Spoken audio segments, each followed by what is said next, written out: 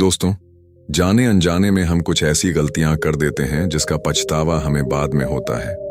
हमें जब अपनी गलती का एहसास होता है तब बहुत देर हो जाती है। तब तक हम बर्बाद हो चुके होते हैं। तो आखिर वह जीवन में कौन कौन सी गलतियां हैं जिसके बारे में हमें पता नहीं है, जो हमें बर्बाद कर रही है। आइए आज इस कहानी में यही बात करते हैं कि इंसान की कौन कौन सी गलतियां हैं जो उन्हें बर्बाद कर देती है। अपनी बर्बादी के कारण अगर हम पता कर लें तो हमारा जीवन सुखमय बन सकता है। बहुत समय पहले की बात है। एक नगर में एक धनी सेठ रहा करता था। उस सेठ के पास सभी तरह की सुख सुविधाएं थीं, लेकिन उसकी कोई संतान नहीं थी। संतान के दुख में वह हमेशा चिंतित रहता था। फिर एक दिन उसे पता चलता है कि उसकी पत्नी गर्भवती है। वह बहुत प्रसन्न हो जाता है। फिर उसने अपनी पत्नी का खूब ख्याल रखा। ऐसे में एक दिन उसके घर पर एक पुत्र का जन्म होता है। सेठ पुत्र के जन्म पर बहुत ही प्रसन्न था। उसने पूरे नगर में मिठाई बंटवाई और उसकी खुशी का कोई ठिकाना न था। देखते ही देखते उसका पुत्र बड़ा हो गया और सेठ ने अपने पुत्र को गुरुकुल भेजने का निर्णय किया ताकि वह पढ़कर एक विद्वान बन सके। अभी उसके पुत्र की उम्र ज्यादा नहीं हुई थी, लेकिन उसने छोटी ही उम्र में अपने पुत्र को गुरुकुल भेज दिया। गुरुकुल में वह बालक अच्छे से शिक्षा ग्रहण करता, अपने गुरु की सभी आज्ञाओं का पालन करता। ऐसे में वह बालक वहां का सबसे होनहार विद्यार्थी बन गया। गुरुकुल में उस बालक ने सारे वेद, पुराण और शास्त्रों का अध्ययन किया और बहुत बड़ा विद्वान बन गया। गुरु भी उस बालक से बहुत ही प्रसन्न थे कि उसने छोटी सी उम्र में सारा ज्ञान अर्जित कर लिया। लेकिन वह कहते हैं ना, समय कब बदल जाए किसी को पता नहीं रहता। ऐसे ही एक दिन किसी प्राकृतिक आपदा की वजह से उसके माता पिता की मृत्यु हो गई। और जब उसके माता पिता की मृत्यु हुई तब तक उस बालक की शिक्षा पूर्ण नहीं हुई थी। और जब उस बालक ने इस खबर को सुना कि उसके माता पिता इस दुनिया में नहीं रहे और उनका सब कुछ बर्बाद हो चुका है, तो उस बालक का इस सांसारिक मोह माया से मन उठ गया।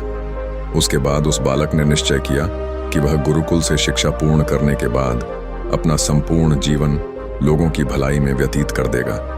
और जब उस बालक की शिक्षा पूर्ण हो गई, उसके बाद वह बालक सन्यासी बन गया और वह सांसारिक वस्तुओं से दूर हिमालय के जंगल में चला गया। वन में जाकर उसने लंबे समय तक तपस्या की। तपस्या पूर्ण करने के बाद उस सन्यासी ने लोगों को शिक्षा देना प्रारंभ कर दिया। समय के साथ साथ उस सन्यासी की चर्चा चारों तरफ होने लगी और दूर दूर से लोग उसके पास शिक्षा ग्रहण करने आने लगे और बहुत से लोग उसके पास अपनी समस्याओं का समाधान खोजने के लिए भी आने लगे। सन्यासी सभी लोगों की समस्याएं बड़ी आसानी से सुलझा देता, जिस वजह से वह पूरे राज्य में मशहूर हो गया था। लेकिन जिस नगर में वह रहता था, उस नगर का राजा एक क्रूर व्यक्ति था।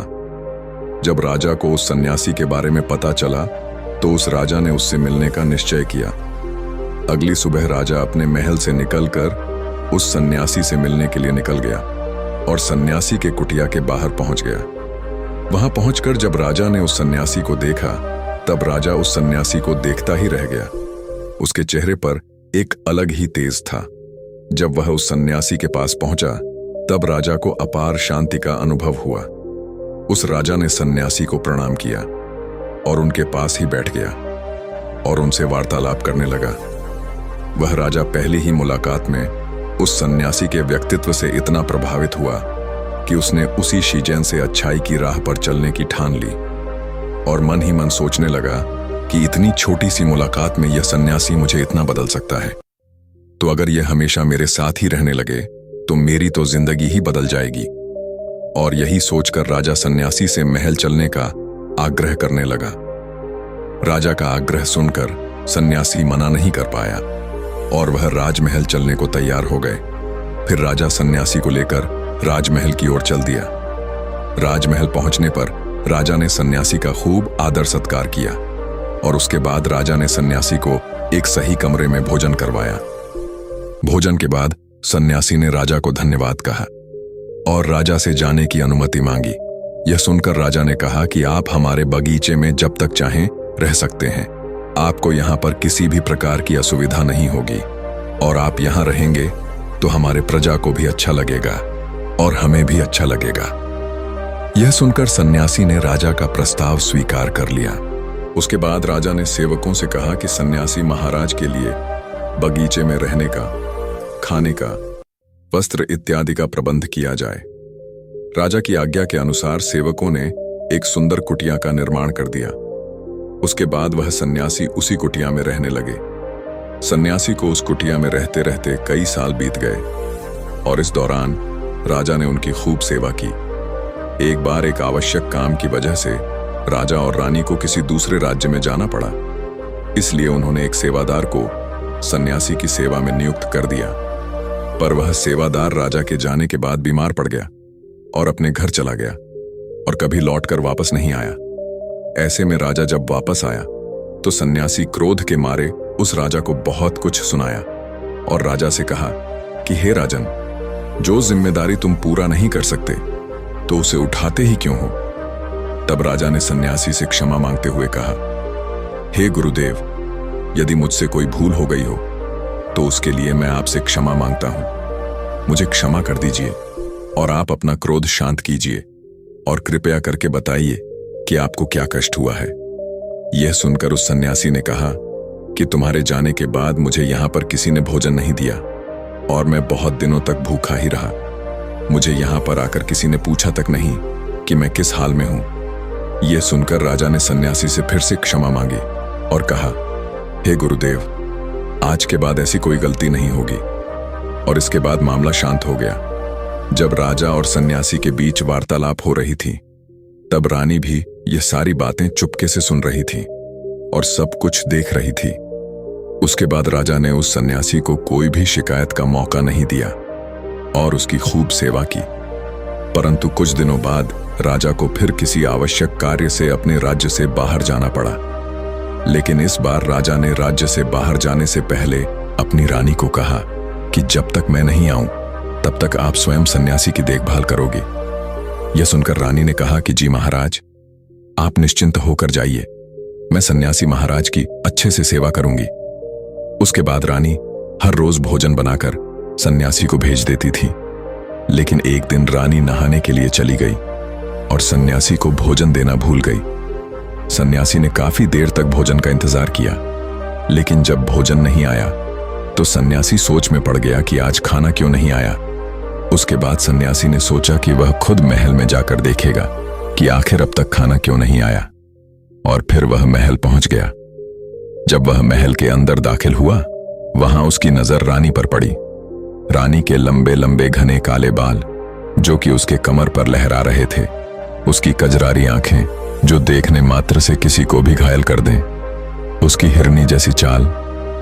रानी के इतने सुंदर रूप को देखकर सन्यासी चकित हो गया और रानी की सुंदरता सन्यासी के मन में घर कर गई और वह वहां से बिना कुछ कहे ही अपनी कुटिया में लौट आया। सन्यासी रानी की रूप की सुंदरता को भूल न सका और वह खाना पीना छोड़कर अपनी कुटिया में पड़ा रहा। सन्यासी अपने विचारों के चलते कई दिनों तक कुछ नहीं खाया, जिस वजह से वह बहुत कमजोर हो गया। फिर कुछ समय बाद राजा वापस लौटे और जब उन्हें सन्यासी की हालत का पता चला तो वह सीधे सन्यासी से मिलने उनकी कुटिया के पास पहुंच गए और बोले कि हे गुरुदेव, क्या बात है, आपको क्या हो गया है और आप इतने कमजोर कैसे हो गए? आखिर आपको किस बात की चिंता है? किस गहरी सोच में डूबे हुए हो? क्या मुझसे कोई भूल हो गई है? तब सन्यासी ने कहा कि नहीं राजन, आपसे कोई भूल नहीं हुई है। यह सुनकर राजा ने कहा, तो फिर आखिर क्या बात है?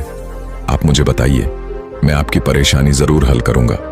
यह सुनकर सन्यासी ने राजा से कहा कि हे राजन, मैं आपकी रानी की अद्भुत सुंदरता को देखकर उनके विचारों में खो गया हूं और अब मैं रानी के बिना जीवित भी नहीं रह सकता। यह बातें सुनकर राजा हैरान रह गया और कुछ देर सोचने के बाद राजा ने उस सन्यासी से कहा, मैं आपको रानी दे दूंगा। यह बात सुनते ही सन्यासी बहुत प्रसन्न हो गया। फिर राजा सन्यासी को लेकर महल चले गए और जब राजा सन्यासी को लेकर महल पहुंचे, उस दिन रानी ने सबसे सुंदर वस्त्र पहने हुए थे। फिर राजा रानी के पास पहुंचे और रानी से कहा कि आपको इस सन्यासी की मदद करनी चाहिए। यह बहुत कमजोर पड़ गए हैं और मैं नहीं चाहता कि किसी ज्ञानी पुरुष की हत्या का कलंक मेरे सिर पर लगे। उसके बाद राजा ने रानी से पूछा कि क्या आप इस कलंक को अपने सिर लेना चाहेंगे। राजा की यह बात सुनकर रानी ने राजा से पूछा कि आखिर इस सन्यासी के दुख का कारण क्या है। तब राजा ने रानी से कहा कि सन्यासी आपकी अद्भुत सुंदरता के दीवाने हो गए हैं। राजा की यह बात सुनकर रानी ने कहा, राजन, आप चिंता न करें, अब आप सब कुछ मेरे ऊपर छोड़ दीजिए। मुझे पता है कि मुझे अब क्या करना है। इससे आपके ऊपर न तो सन्यासी की हत्या का पाप लगेगा और न ही मेरी पवित्रता का नाश होगा। रानी की यह बात सुनकर राजा ने रानी को सन्यासी को सौंप दिया। उसके बाद सन्यासी रानी को लेकर कुटिया में पहुंचे। कुटिया के अंदर दाखिल होकर रानी ने सन्यासी से कहा कि हमें रहने के लिए घर चाहिए, हम इस झोपड़ी में नहीं रह सकते। यह सुनकर सन्यासी राजा के पास गया और राजा से जाकर बोला कि हे राजन, हमें रहने के लिए एक घर चाहिए। सन्यासी की बात सुनकर राजा ने उनके लिए घर का प्रबंध कर दिया। फिर सन्यासी को लेकर घर पहुंचा। जब रानी सन्यासी के साथ उस घर पर पहुंची, तब रानी ने कहा कि यह घर तो बहुत गंदा है और इसकी हालत बहुत खराब है, मैं इस घर में नहीं रह सकती। यह सुनकर फिर से वह सन्यासी राजा के पास गया और राजा के पास जाकर बोला, हे राजन, आपने जो हमें घर दिया है उस घर की हालत बहुत खराब है। सन्यासी की बात सुनकर राजा ने घर की हालत ठीक करवा दी। उसके बाद फिर रानी घर के अंदर गई और नहा धोकर बिस्तर पर आ गई। फिर सन्यासी भी बिस्तर पर आ गया। फिर उसके बाद रानी ने सन्यासी से कहा कि आपको पता है आप कौन हैं और अब आप क्या बन गए हैं। आप एक महान सन्यासी थे जिसके लिए राजा स्वयं सारी सुविधाएं उपलब्ध कराते थे। ऐसा सन्यासी जिसके पास लोग दूर दूर से ज्ञान ग्रहण करने के लिए आते थे, जो लोगों को सत्य की राह दिखाया करते थे, जो लोगों की समस्याओं का समाधान करते थे, जिनको सभी लोग सर्वश्रेष्ठ गुरु मानने लगे थे, जिनकी लोग भगवान के रूप में भी पूजा किया करते थे। और आज आप अपनी वासना के कारण मेरे गुलाम बन गए हैं। रानी की यह सारी बातें सुनकर उस सन्यासी को बड़ा झटका लगा और उसे महसूस हुआ कि वह तो एक सन्यासी है और वह यह सब क्या कर रहा है। वह तो इन सारी सुख सुविधाओं को छोड़कर शांति की तलाश में वन में चला गया था। जब सन्यासी को सुध बुद्ध आई तो वह जोर जोर से रोने लगा और चिल्लाने लगा और रानी से कहने लगा, मुझे क्षमा कीजिए महारानी, मैं यह क्या करने जा रहा था। मैं अभी इसी वक्त आपको राजा के पास सौंप करता हूं। सन्यासी की यह बात सुनकर रानी ने सन्यासी से प्रश्न किया कि हे गुरुदेव, मेरे मन में भी एक प्रश्न उठ रहा है, कृपया मेरे प्रश्न का उत्तर दीजिए। रानी की यह बात सुनकर सन्यासी ने कहा, पूछो, तुम्हारा क्या प्रश्न है। फिर रानी ने कहा, जब आपको उस दिन भोजन नहीं मिला तो आप बहुत क्रोधित हो गए थे। तब मैंने आपका यह रूप पहली बार देखा था और तभी से मैं आपके व्यवहार में परिवर्तन महसूस कर रही हूं। ऐसा क्यों हुआ गुरुदेव? आखिर आपको इतना क्रोध क्यों आया? आपने तो शांति की प्राप्ति कर ली थी। रानी की बातें सुनकर सन्यासी ने कहा कि जब मैं वन में था तो मुझे समय पर भोजन नहीं मिलता था, लेकिन जब मैं महल में आया तो महल में आने के बाद मुझे सारी सुख सुविधाएं प्राप्त हुईं और फिर मैं इन सभी सुख सुविधाओं के आदी हो गया और मुझे इसके प्रति लगाव उत्पन्न हो गया और फिर मुझे इसको पाने का लालच उत्पन्न हो गया और जब मुझे यह नहीं मिला तो मेरे अंदर क्रोध उत्पन्न हो गया। फिर सन्यासी ने कहा, महारानी, अगर इच्छा पूरी ना हो तो क्रोध उत्पन्न होता है और अगर इच्छा पूरी हो जाए तो लालच बढ़ जाता है। सन्यासी ने आगे कहा, यह इच्छा की पूर्ति ही मुझे वासना के द्वार पर ले आई और मैं आपके प्रति आकर्षित हो गया। इसके बाद वह सन्यासी रानी को लेकर राजा के पास पहुंचा और बोला, हे राजन, मुझे क्षमा कर दीजिए, मुझे अपनी गलती का एहसास हो गया है। यह लो आपकी रानी, मुझे यह सब नहीं चाहिए। मैं अपनी इच्छा में वशीभूत होकर यह गलत कार्य करने जा रहा था और अपने जीवन को बर्बाद कर रहा था, लेकिन अब मुझे सब कुछ समझ आ गया है। उसके बाद उस सन्यासी ने कहा कि हे राजन, मनुष्य की बर्बादी का कारण उसकी 4 आदतें बनती हैं और दुनिया के हर एक व्यक्ति के अंदर यह 4 अवगुण होते हैं, लेकिन जो व्यक्ति इन पर नियंत्रण पा लेता है वह दुख और परेशानियों से बच जाता है और वहीं जो व्यक्ति इन 4 दोषों पर नियंत्रण नहीं कर पाता है वह बर्बाद होने के कगार पर पहुंच जाता है।